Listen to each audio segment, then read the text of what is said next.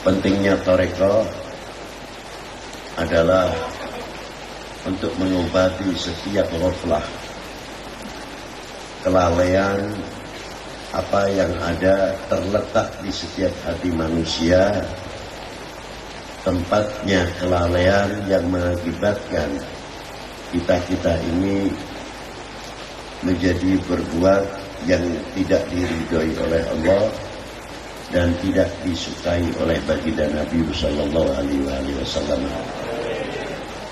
Karena ghaflah itu akan memunculkan beberapa penyakit-penyakit, di antaranya kesombongan, fakhr, kibir, hasad atau dengki, hikid dan lain sebagainya.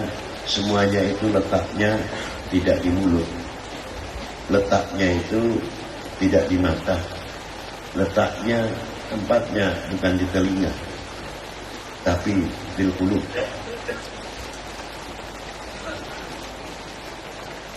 Setiap hari kita telah menyucikan dengan air wudhu.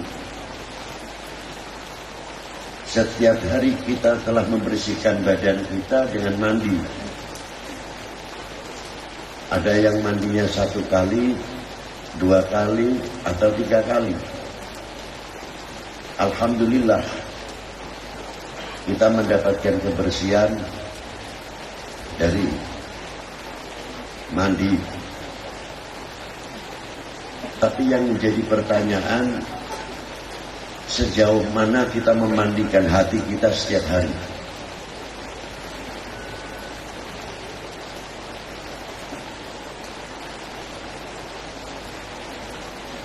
Kalau mandi wudhu ada airnya, entah itu air hujan, air salju, air laut, air sungai, air sumur,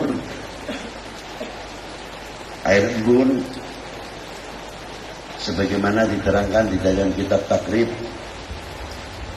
Al-Miyahu Sab'atun. Itu jelas ada alatnya. Nah, alatnya untuk membersihkan hati ke pengganti air itu apa? Ala bidzikrillah tatmainnul qulub. La ilaha illallah. Itu diantaranya untuk membersihkan al-qalib, bukan kulub saja, sehingga bisa mengkikis, membersihkan ghaflah kita semuanya kepada Allah Subhanahu wa ta'ala. Dan yang paling mengkhawatirkan sekali, jangan sampai ghaflah ini ketika waktu nazar. Lupa ini ketika waktu nazar kita lupa kepada Allah Subhanahu wa ta'ala. Bahkan di sebelah kita itu terkadang mengingatkan Allah, Allah, la ilaha illallah. Karena tidak terbiasa, akhirnya lupa apa itu la ilaha illallah, apa itu Allah, Allah. Faliyadzubillah min dzalik. Disinilah definisi perlunya thariqah. Kita kewajiban untuk menggapai memasuki thariqah, intinya untuk membersihkan ghaflah kita kepada Allah Subhanahu wa ta'ala. Jangan dikira masuk thariqah itu itu gampang, itu sunnah. Loh, kapan kita membersihkan hati kita?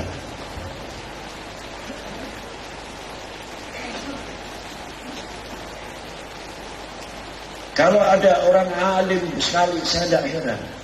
Tapi kalau ada orang yang hatinya bersih, mukhlis dan sebagainya, saya kagum kepada orang itu. Dan saya bertanya, kapan aku soal ngono itu kapan?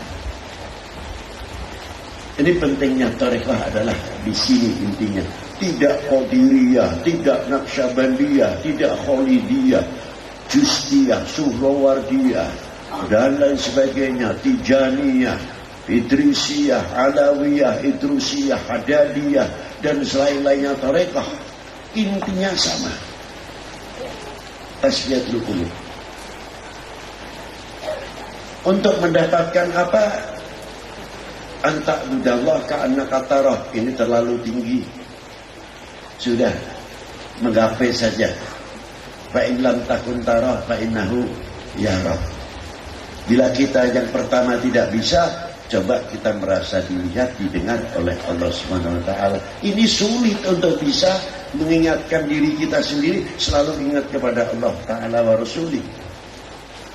Tanpa dilatih dengan zikir yang banyak, dengan pelantara guru kita yang mengajarkan mengantar wusul.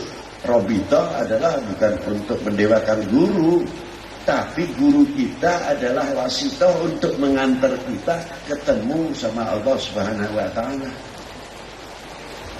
Ketika Rasulullah Isra wal Mi'raj dituntun oleh malaikat Jibril.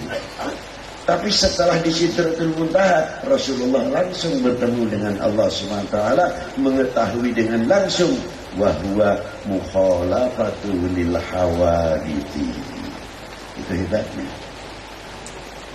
Nah, kami perlu penuntun untuk Mi'raj. Nah, murid Mi'rajnya itu dengan apa? Dengan guru-guru mursyid itu tadi, sehingga menemukan la ilaha illallah Muhammadur Rasul sallallahu alaihi wasallam. Kalau orang sudah merasa selalu didengar, dilihat oleh Allah Ta'ala, kira-kiranya akan mengurangi maksiat atau tidak? Insya Allah kalau merasa selalu didengar oleh Allah, dilihat oleh Allah, malu rasanya. Akan ngumbar omongan jadi mulut seenaknya sendiri, malu kepada yang menciptakan. Ini yang menciptakan siapa mulut ini? Kita ini dipinjami oleh Allah Ta'ala.